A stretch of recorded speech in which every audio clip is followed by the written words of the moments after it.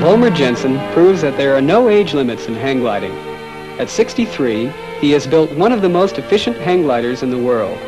The ship weighs about 100 pounds in dead air, but facing into a 15-knot wind will become weightless.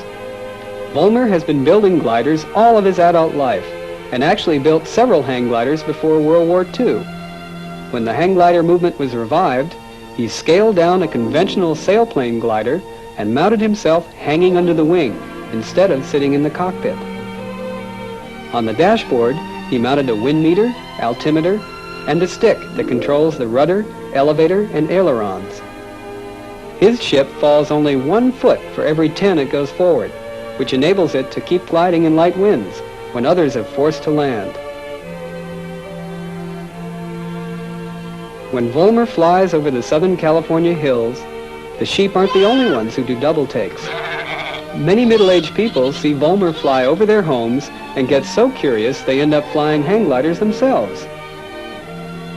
At 63, Volmer Jensen continues to build and fly hang gliders and has no plans to retire. This sport is going to force a lot of people to redefine old age.